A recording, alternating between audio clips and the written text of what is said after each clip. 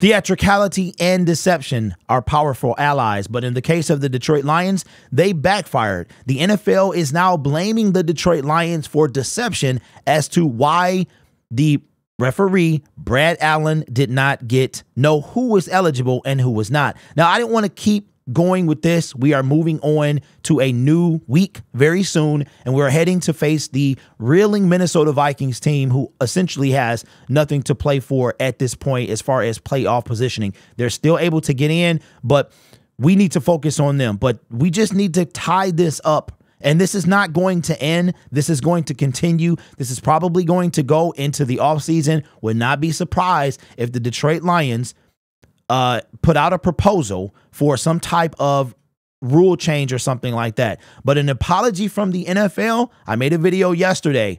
This is the best you're going to get. But now they're blaming the Detroit Lions. And again, they want to keep, the Lions are getting too much sympathy. And they want to say, hey, wait, not so fast. You got away with a tripping call, okay, that shouldn't have given you the ball. And in addition to that, you try to confuse our referee. This is coming from Pride of Detroit. Here's what they had to say. If you were hoping for a full-fledged apology from the NFL for the fiasco that was the end of the Detroit Lions versus Dallas Cowboy games, I'm going to need you to sit down for a moment, because the NFL is going the exact opposite direction. Pro Football Talk, the NFL has no intention of changing the process of players reporting as eligible. The reasoning why, they're essentially blaming the Lions for confusing the officials. Mike Florio has more. This is coming from Pro Football Talk. Says, per a source with knowledge of the situation, the NFL does not plan to change the procedure for players reporting as eligible. The league viewed the situation as an effort by the Lions to engage in deceptive and gamemanship that backfired. Deception and gamemanship that backfired. Really, Roger? That's what we're doing? What is a trick play? A trick play is literally deception. So we send, and here's the part though. Let me finish. It says, that's right. The NFL is going full heel and blaming the Detroit Lions for the clear officiating era. Their argument is essentially that by sending 3 offensive linemen toward the ref in an effort to mask their intentions from the Cowboys, they set up head official Brad Allen to fail in a loud and chaotic environment. After the game, Allen was insistent that it was Dan Skipper, referred to as number 70, who reported as eligible, not Taylor Deckard, number 68. Okay. All right. So for those of you who don't know this, okay, in order to report eligible, you can swipe or you can say report. Okay, because of the loud environment, all you have to do is swipe your jersey, and that tells the ref that you're that you're reporting as eligible in a loud environment. Okay. And as far as the deception is concerned, are you kidding me? That is the whole point of a trick play.